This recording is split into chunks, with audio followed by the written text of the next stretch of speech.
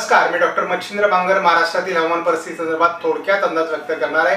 आपण प्रत्येक रविवारी एक आठवड्याचा अंदाज ब्लॉग चॅनलच्या माध्यमातून देतो आणि त्याचा हा एक भाग आहे। आपण यापूर्वीच्या व्हिडिओमध्ये हे सांगायचा प्रयत्न केला होता की महाराष्ट्रामध्ये आता पावसाचा जोर साधारणपणे आठवडाभर राहील आणि तो नंतर कमी होईल।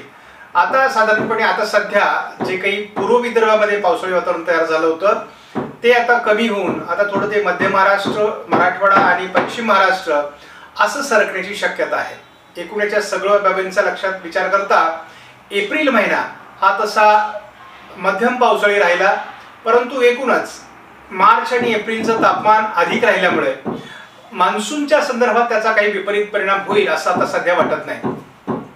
शिवाय आता आपण 14 एप्रिल पर्यंत पोहोचलो आहोत, अर्धा एप्रिल संपलेला आहे आणि अर्धा एप्रिल मध्ये साधारणपणे कमी पावसाचं शक्यता असल्यामुळे अधूनमधून काही ठिकाणी पाऊस पडेल, परंतु त्याचं प्रमाण खूप कमी असणार आहे आणि त्यामुळे एकूणच आपल्या असं लक्षात येतं की मान्सूनवर आता परिणाम करणारे पावसाचे दिवस संपत चाललेले आहेत आणि आता अवघ्या महिन्याभरावर मान्सूनचं प्रवेश किंवा मान्सूनचं वातावरण सुरू होणार आहे।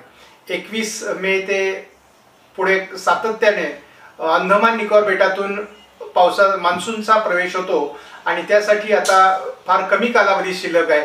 त्यामुळे मान्सून संदर्भातील अंदाज आपले आता सुरू होणार आहे आणि साधारणपणे असं असतं की मान्सूनच्या पूर्वी 10-20 दिवस हे चांगल्या प्रकारचं बाष्प अरबी समुद्र बंगालच्या उपसागरात तयार होत असतं आणि त्यामुळे त्याचाही परिणाम साधारणपणे अवकाळी पावसावर होत असतो किंवा मान्सून पूर्व पावसावर होत असतो।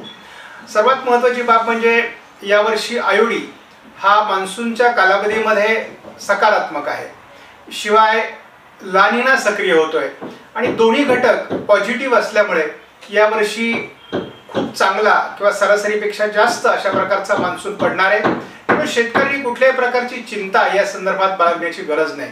मी असंही बघितलेलं आहे की महाराष्ट्रामध्ये बऱ्याच अंशांनी वातावरणात बदल झालेला आहे आणि त्या बदलाचे परिणाम आपल्याला आता बघायला मिळणार आहे। त्यामुळे मान्सून संदर्भातला सविस्तर अंदाज आपला यापुढे येत राहणार आहे।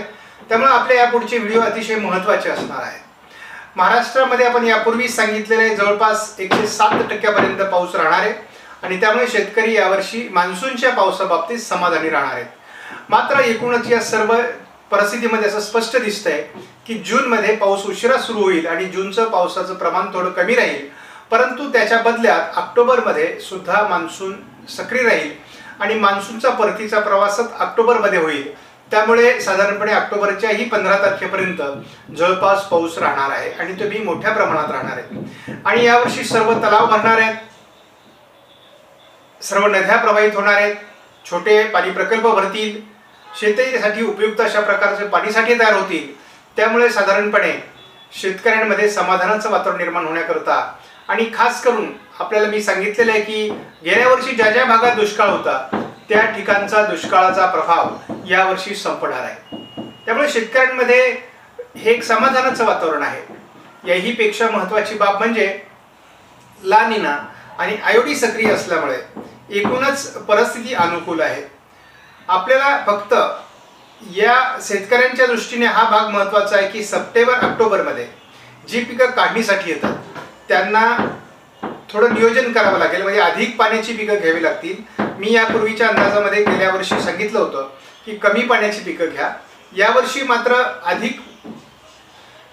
मात्र अधिक पावसाळा किंवा अधिक पाणी असताना जी वाण चांगल्या प्रकारे चालतील अशा प्रकारचे वाण आपल्याला आता निवडावे लागणार आहेत।